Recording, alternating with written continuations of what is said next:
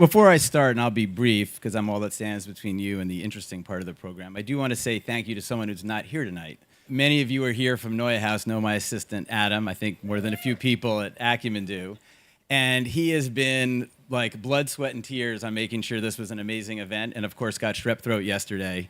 And it is absolutely killing him that he's home, so I guess I better go shopping for him at the end of the event. And since it's being videotaped, I think he'll be pretty happy when he gets to see it. So thanks for all of you who Chocolate would make a acknowledged great it. gift. Chocolate's a good gift. And it is a pleasure to be able to host all of you, and I'm sure this will be a very special evening, reminding everyone what makes Acumen such a special organization.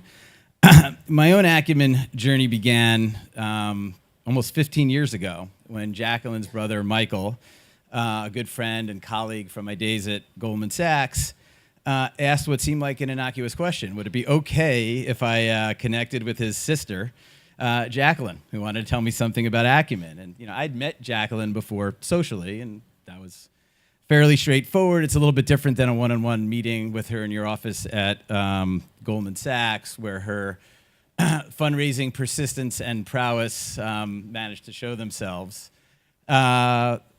But there were a few things I took away from that day, besides the lighter wallet.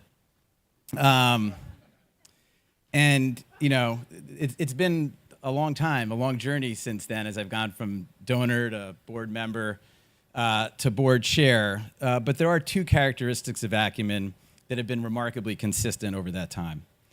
First of all, the clarity of the vision that animates Acumen. It is about attacking the challenges of poverty by standing with the poor and seeing them as partners. And Acumen is both creative and diligent in bringing all tools to bear as it takes on this challenge, using financial capital, human capital, technology, to name just a few. The other thing I was struck by was not just Jacqueline's passion for Acumen's mission, but her deep love and connection to the people involved with it. I could sense then, and I've seen it proved beyond a shadow of a doubt since, that Acumen is a magnet for talented people who, in the words of the Acumen Manifesto, have the humility to see the world as it is and the audacity to imagine the world as it could be. Tonight, you will hear from many voices across Acumen's work who have that gift of moral imagination. I will start by introducing two of Acumen's entrepreneurs whose stories I am sure you will find fascinating. Carlos, I think, is over there. Carlos Ignacio Velasco, co-founder and CEO of Cacao de Colombia, an agripreneur whose award-winning chocolate company is helping to bring peace to post-conflict Colombia, and whose excellent product is over in the corner there later.